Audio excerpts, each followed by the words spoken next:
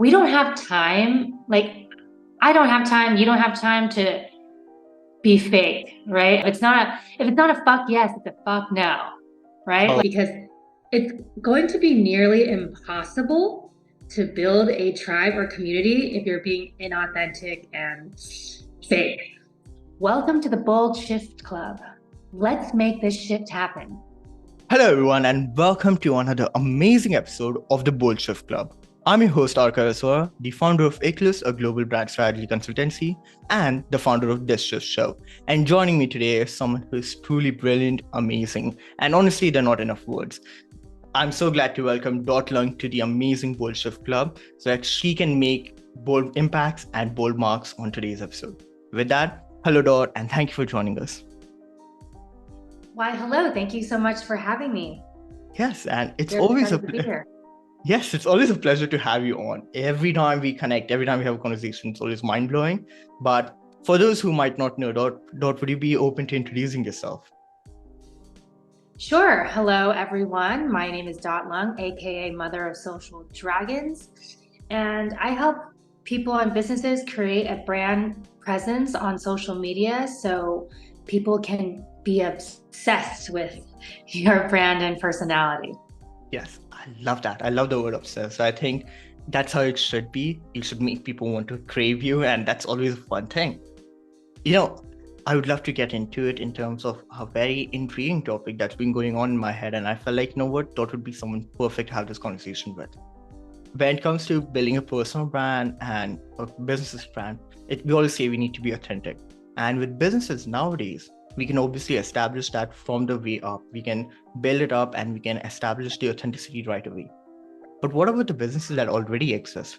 And now there are like two sides for it, because the ones that exist, there are two ways. There's on one end corporate businesses that wonder if they should be authentic, if they should be talking about their problems. They're more fond of apologizing and they're always open to writing those emails once they mess it up, but they are never open about these things. And then there are businesses like Elon Musk who just goes ahead and rebrands as and when he feels like it. So in those ways, what are your thoughts in terms of how can corporate businesses that have been around for a while, that have so many legalities and board structures, how can they go about being more authentic and build with the community?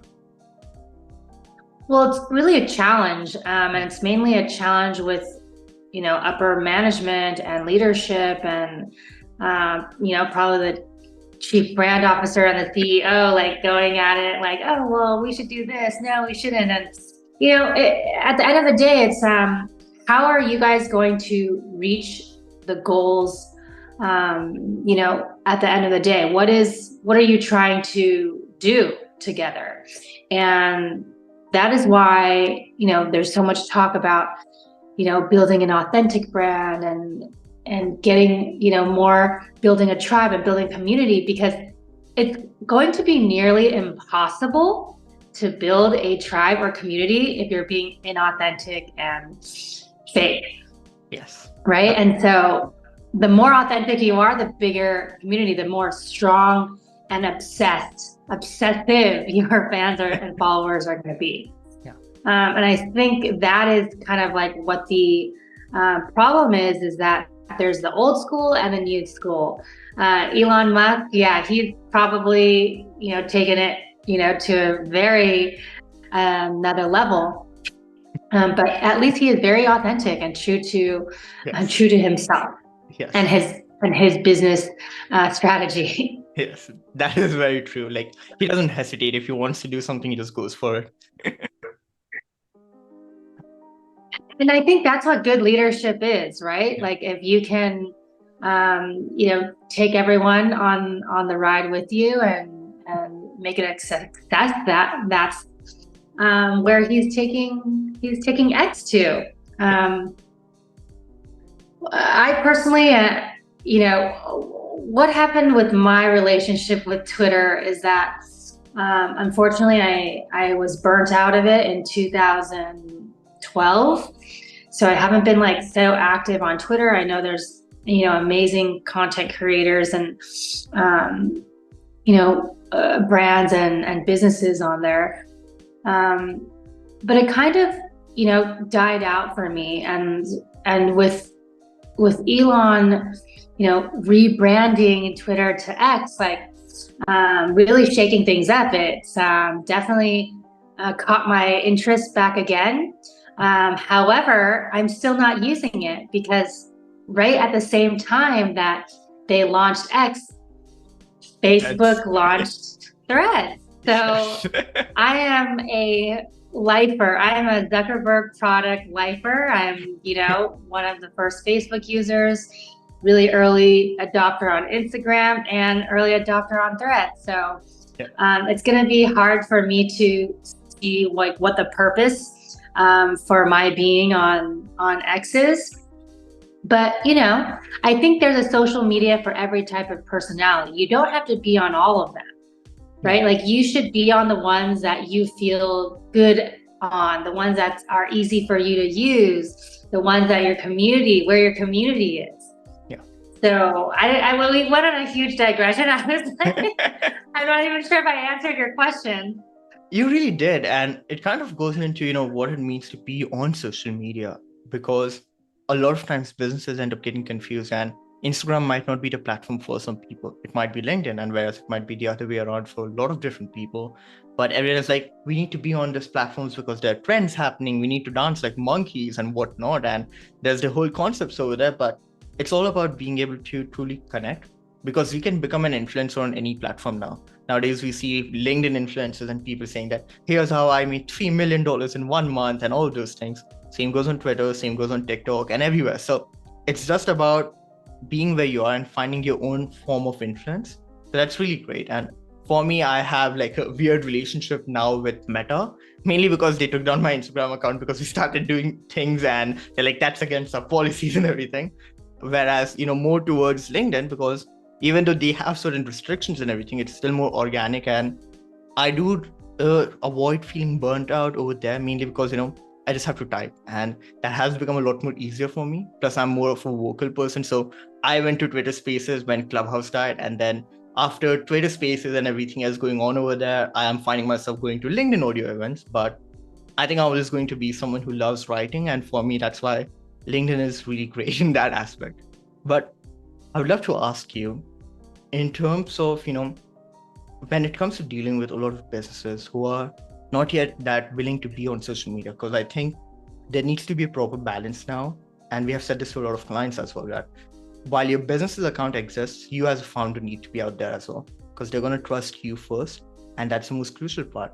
So when it comes to working with clients who are not that social yet, who are not that interested, how does that conversation go, and how do you showcase them aside from proof of work and everything?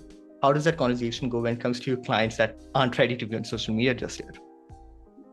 Luckily enough, by the time a client comes to me, they're already fully invested that they really Yeah. need something with their social media. Like I don't do any convincing.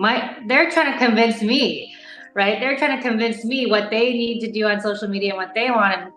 And what's more interesting is this is, I don't know, this is kind of funny, but like a lot of, I guess, small, medium-sized businesses or like earlier stage tech startups, maybe they're in Series A, Series, startup mode.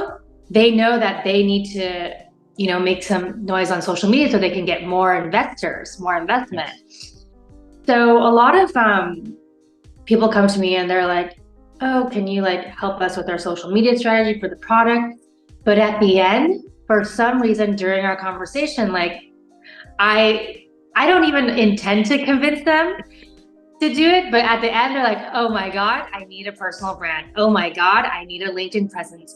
Like, and they're desperate for help. Like, because they know that to, be relevant, like you need to have a presence on social media, any one of the channels. It could be LinkedIn, but it could be X, it could be Threads. Like they need some sort of presence so that you can grow the business, grow the notoriety. Yeah. Right. So like you said, businesses, we trust businesses that we know the CEO behind them, or the person, or the people that are, in the business. And so I see a lot more recently, especially this year. Everybody has literally, I've been around on social media for like since 2004. So I've been through every phase of what's trending, what people want, what's, people are investing in. And, I started my first company in 2015 based on 360 video on social media when, Mark Zuckerberg posted that first Yes. VR video on Facebook. And I was like, holy shit, this is going to be like, the gold rush to make 360 VR content on social media. And so that was like trending for a minute. And then the next thing is, whatever the next thing is. Yeah. And right now, the thing is C-level CEOs making a brand for themselves, right? Creating a social media following on LinkedIn because it's never been more important and, the fastest way to actually get your products to your customers. Yes. And I think it's a lot more easier as well, especially to what you said at the start of the podcast, to be built with your community. And being community led is extremely crucial for any sort of business now, because when you're building not just for your users, but with them, you actually get to understand the pain points. And being on social media, you get to build those relationships. I remember Bento that came out a few years ago now. I think it's been 2 years now, but they were community led and they got acquired by Linktree just because of the amount of presence they had on social media and the way they were building the community, that their users wanted to belong. The belongingness was extremely activated, and that made the product skyrocket on the day they launched and so much more. So I think being community led and truly creating a space to be able to connect with your users is really important, because that allows you to gravitate them towards yourself and truly understand not just what you want to build, but build those relationships with them and see what else you're capable of being. Totally. That's a really good example. Another community I really love is the Notion community and how fast they were able to scale up Notion. And I love getting newsletters from the founders and the CEOs. It makes it feel so personal, but also like checking up on their social media and seeing what they're into. It gives me more belief. If I remember the first time I heard about Notion, I was like, okay, I'm going to see who this Ivan Zhao guy is. And I looked him up on Instagram. Like, okay, he's like, very private, quiet kind of guy. It seems from his Instagram, he's not anything, crazy like who I am. But, that I like scope out these leaders and CEOs to see who they are. Who are these people building the products that I'm using? Because that's interesting to me for some reason, because I'm a digital native. Yes.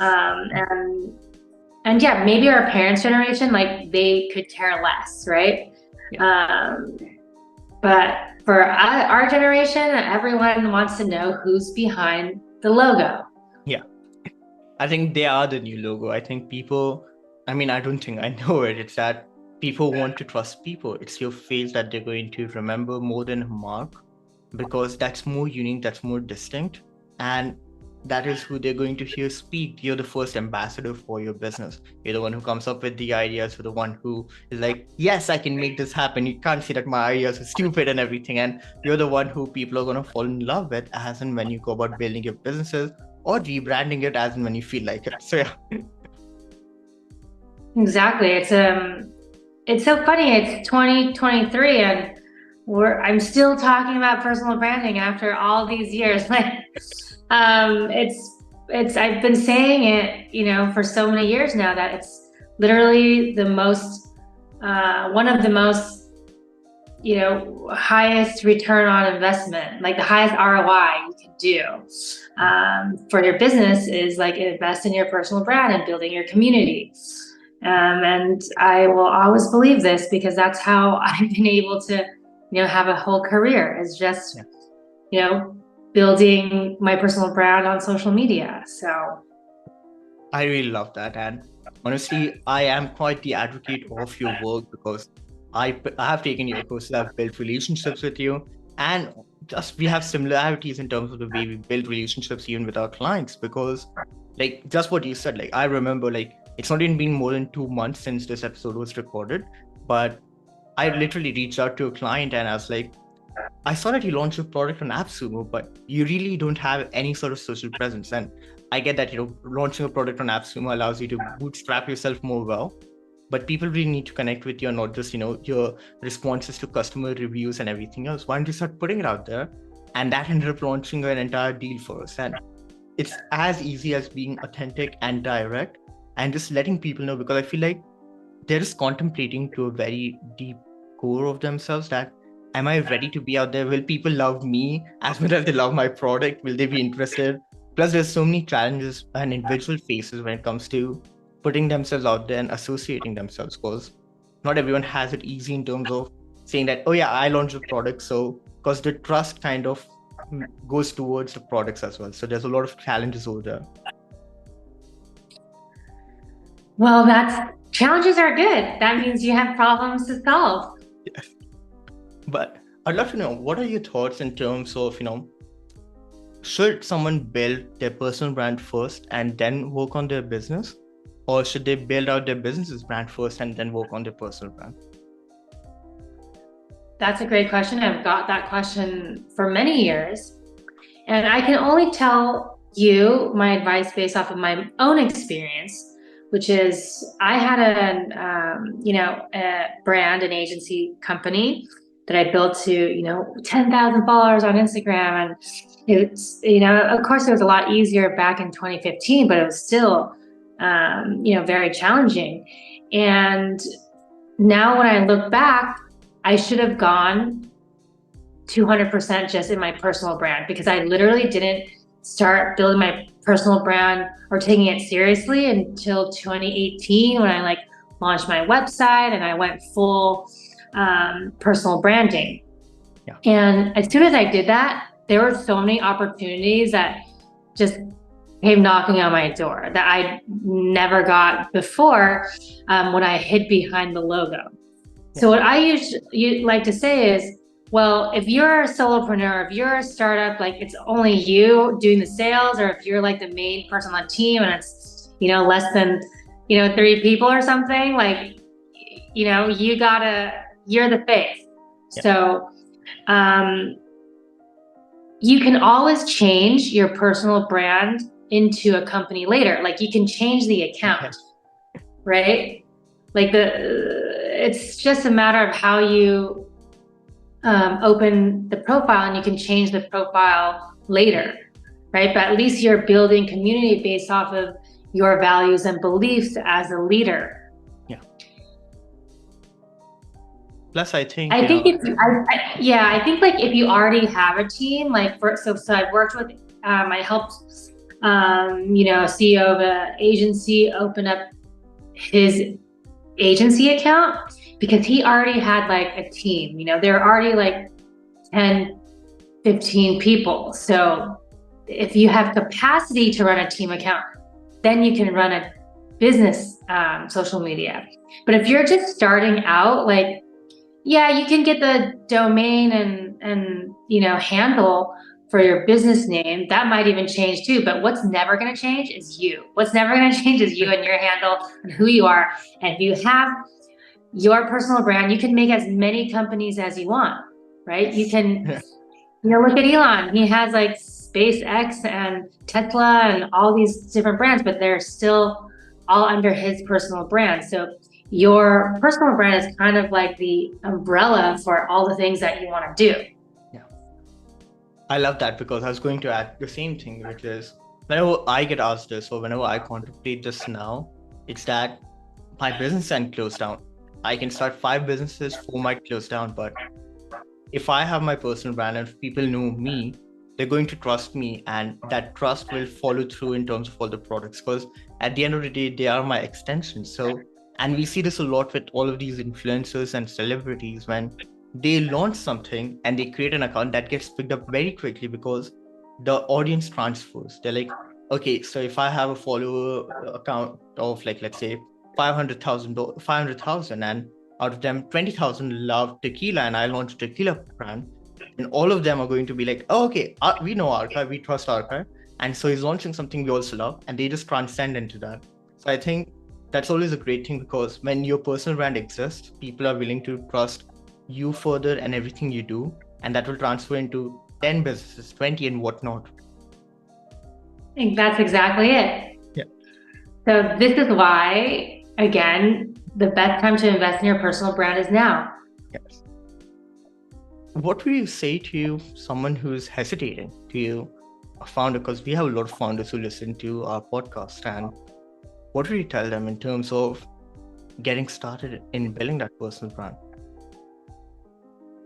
Well, first of all, you have to really want to do it, right? You can't, it's like, I honestly just compare it to going to the gym.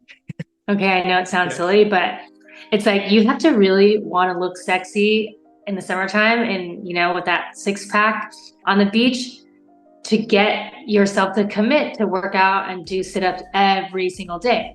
Building a personal brand is like working out. You have to commit to creating content and posting every single day, at least in the beginning, to like practice. The reason why I say every day is because you're a beginner. If you're an expert, I post like, a couple times a month or something, because I've already done my reps. I've already been doing those sit-ups.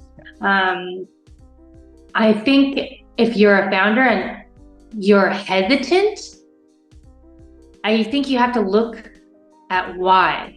Like what's holding you back from making this investment, right? And it's usually some fear that's on the other side of hesitation, right? With everything. I was there. I was scared shitless to put my face out there on social media. Believe it or not, the mother of social dragons was scared shitless to post a selfie. Okay, I'm not kidding you. Like, even to this day, I cringe when I hear my voice or see myself on video, because I'm just like, oh my God, like, ew, like, is that really me? And it holds you back. And the only way to get over it is by doing it and practicing it and getting over yourself. Yeah. And that's what I would tell, a founder is like, get over yourself, get out of your own way, get to work.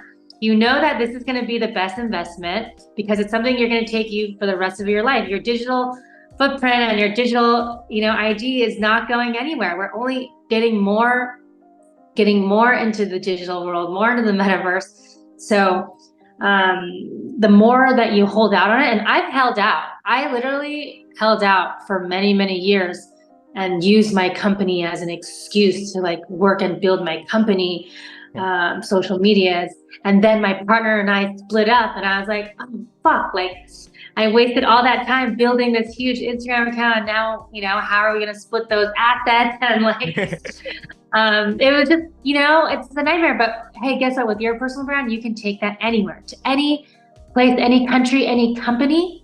That's what my experience is. So I am just like so thrilled that I was smart enough to make a decision to go all in, because now I can live and work from any part of the world and work for any company, because I have that street cred because I built up that social media.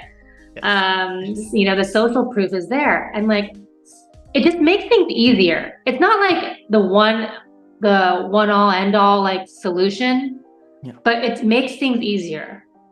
So if you're hesitating, I'm going to tell you straight from the dragon's mouth, right? Like, do not hesitate, go all in. This is, it's going to be a lot of work in the beginning, but the payoff, wow, it's like priceless. Absolutely. I don't think I could agree more.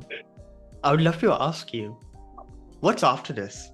Like, once we're done social media, what's next for you? I love to say that,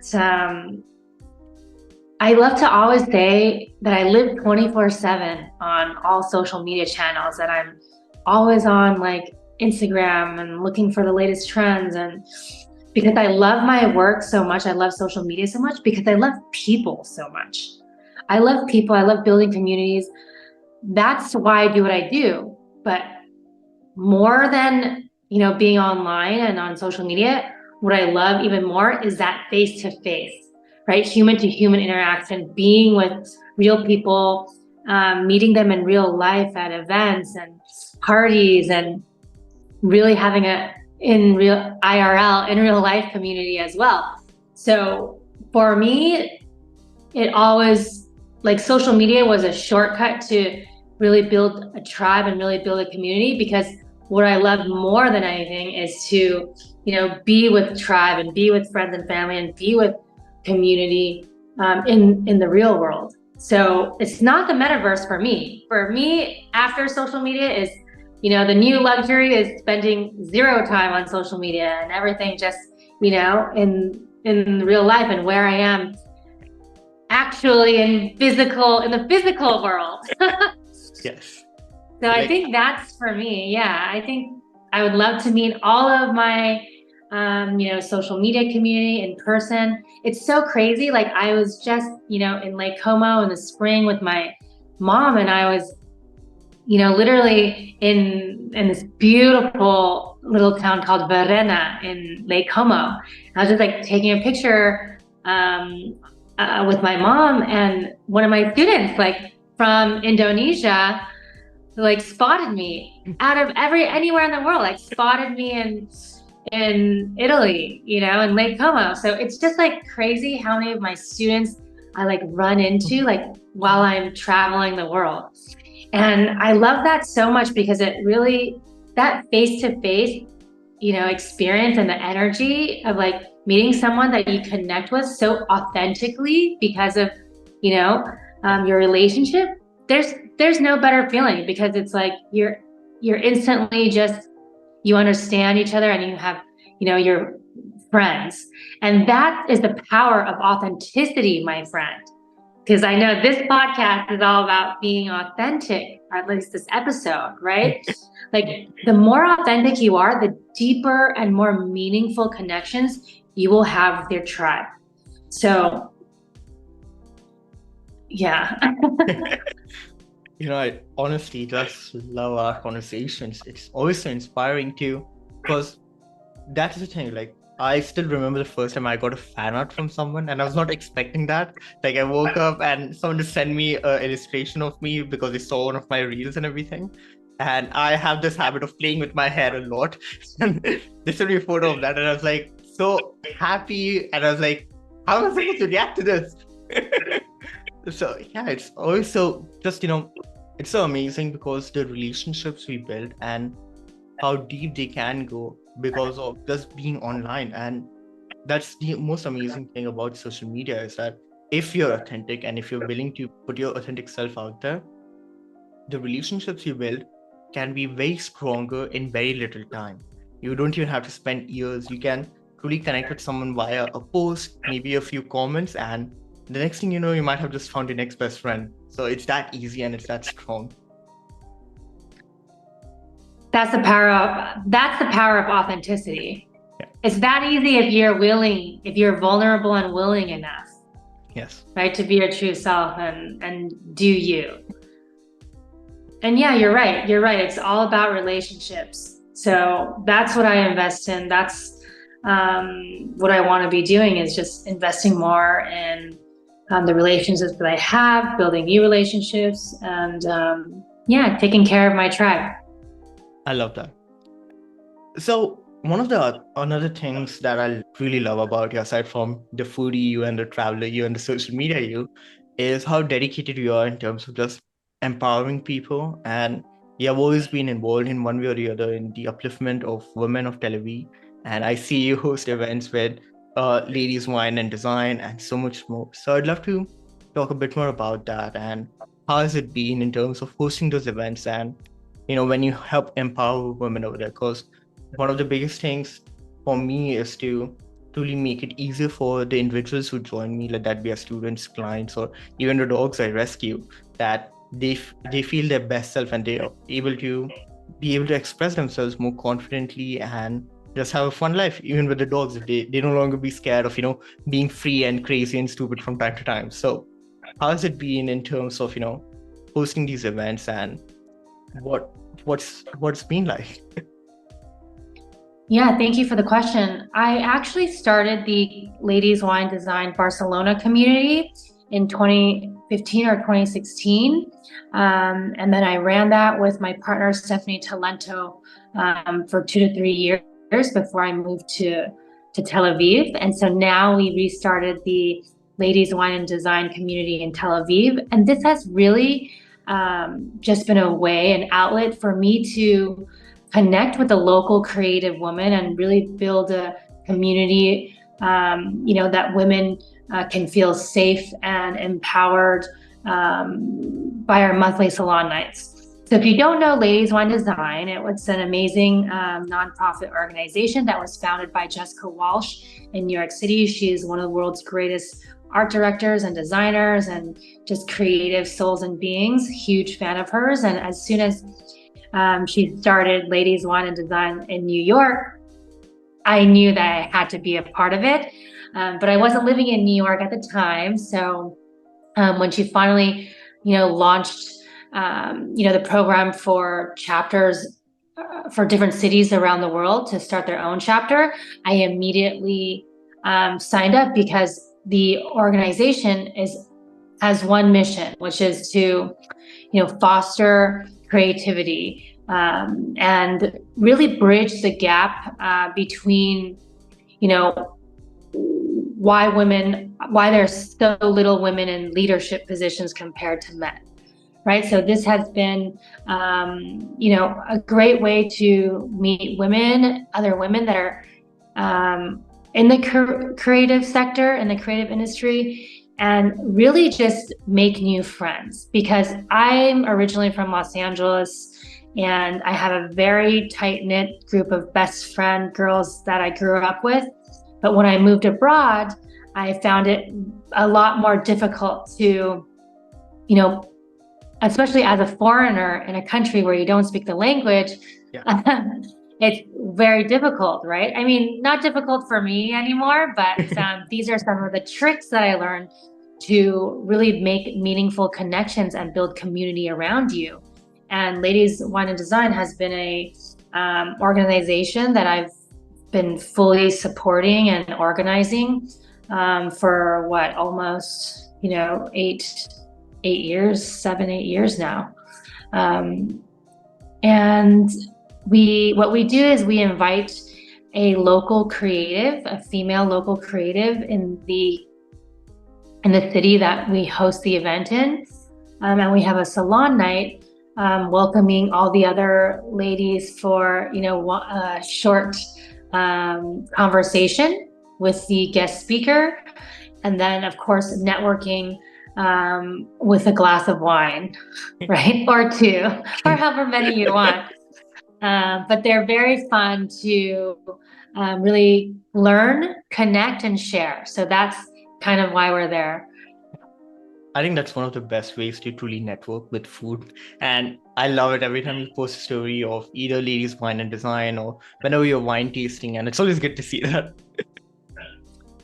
It's so funny. Like, I have a story for you at how powerful this branding stuff is. Like, for those people hesitating on building their personal brands, like, it is amazing. I got hired by this huge corporate, like one of the biggest companies. Like, I get hired by pretty big companies around the world. And one of them literally saw my Instagram and was like, we need you to come. You can do your marketing workshop and help us, with our Instagram strategy. But why we really want you to come is so that we can hashtag eat with Dot. And those are like, as that's one of my pillars that, because I'm just a foodie. I love food and I love just sharing good food and breaking bread with friends and family. And I share that as my content because that's just me, right? And something that's comfortable I can do repetitively, consistently. And so much so that like my clients know me by that and like want to make sure, oh, what do you want to eat? Like, like they always want to, so it's like, it's this self-fulfilling prophecy, right? The self-fulfilling like dream that's like, oh, I love to eat yummy and delicious food. And now all my clients are like trying to take me to the, best places and like literally, flying me around the world to hashtag eat with Dot, which is so crazy that, this little hobby of mine turned into something that you get paid to do. And it's an amazing feeling when you can just truly be yourself and people hire you and want to work with you because you're vulnerable enough to show who you really are. So I had no idea that when I started my personal brand and my social media, like that's what it would like lead to, and me doing all the freaking amazing dream things. Like I was like invited to Norway once to go like salmon fishing and to eat like the freshest like salmon, eat with Dot, like in the middle of the North Sea. And it was just like all the experience that I've had, like of just me being me and sharing what I love, and people love to give back. People want to help you and like give you what you love and make you happy. I truly believe in, how all human beings just want to do good and just want to help each other. So if you know who you are, put that out there, because you need to yell out your dreams. You need to yell out your dreams so that people, hear it, and then they come and literally help you with it. Yes. Like it's pretty nuts how simple it all is. It is. It's very simple. Yes. That's one of the best things that, if you keep your dreams a secret, then they're not going to come into reality. But exactly. What's more interesting is I just can't wait for you to come to India, especially where I am, or I'll come wherever you're in India because it's the same country. And then we're going to have a lot of fun with food. Did you saw my pani puri posting? I was like, that's not even the best of it. I was like, the true pani puri, the true chaat, you need to have it on the street. I never had pani puri and I was obsessed. I was like, I can't believe I did. I love Indian food because I love spicy. Yes. I love like my mouth just on fire. And then like, I never even knew about pani puri. I'm like, where have I been living? Like, I thought I knew everything about food, but I don't. Oh, there's so much to it. Like the charts of India, like pani puri and all the other things, they're honestly best when you have them on the streets. I know gourmet is great, but the ones you have on the streets. I love street food. Yes. Yep. Yeah, so we're going to have a lot of fun once you're here. Take me there. Take me immediately. We let's plan when that would be good in 2024. My calendar is pretty open so far for next year. So yes, and even to the listeners listening, you want to get Dot here, I'm more than happy to have her here, because I think my students know this now, that if they want to get free strategies or coaching from me, they just buy me a shawarma and they're like, all right, our guy's got it now. They just bribe me with food. I love that. Yes. There's nothing wrong with bribery, guys. Yes, we welcome great food.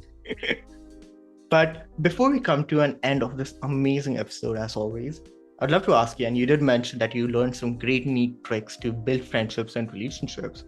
Could you drop some of them? Wow, I must have so many because I can't remember. I don't remember which one I would like to share. I think, from my experience being a child and student that was extremely unpopular and really nerdy and shy and just a total dork, so much of a dork that, the most popular guy in class, Scott Burson, called me Dorkathy because, dork means whale's peanut. Yeah. So I got made fun of a lot, right? So I really had to work hard and learn how to be popular. Like I literally studied and read a book on like how to have charisma and, how to make friends and influence people, like all the Dale Carnegie books. And so I think for me, what really worked is being genuine. Mm-hmm. We don't have time. Like I don't have time. You don't have time to be fake, right? And like have fake time for fake nice. And this is something I'm learning. I'm really adopting to some of the Israeli culture, since now I'm based in Tel Aviv, that there's no time for bullshit. Like we get straight to the chase, like, yes, yes, no, no. Yeah.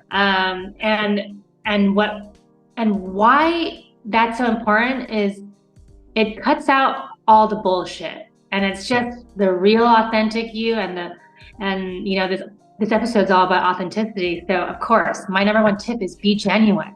Like Huh? if you don't want to do something, don't do it, right? What's that quote? If it's not a fuck yes, it's a fuck no, right? Oh, Like yes. That's a great quote. I don't remember where I heard, but that's a great one.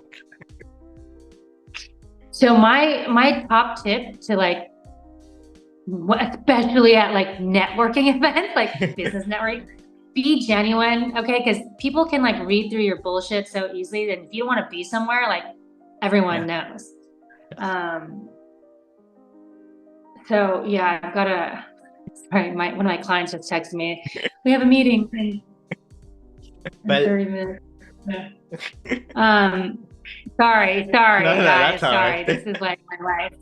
Well, actually, Um, we will let you go because you're on. We don't want to keep you waiting, but we'd love to ask one thing before we do end this episode. If there was a book called Pick Up Lines with Dodd to pick up clients, what would be one thing what would be one of the lines in those? oh my God, that is such a great book. Let's make it Like, happen afterwards. oh my God, that is an amazing book. I like pick up lines, but pick up clients. That's awesome. Yes. Pick up lines for clients. Yes. Pick up clients.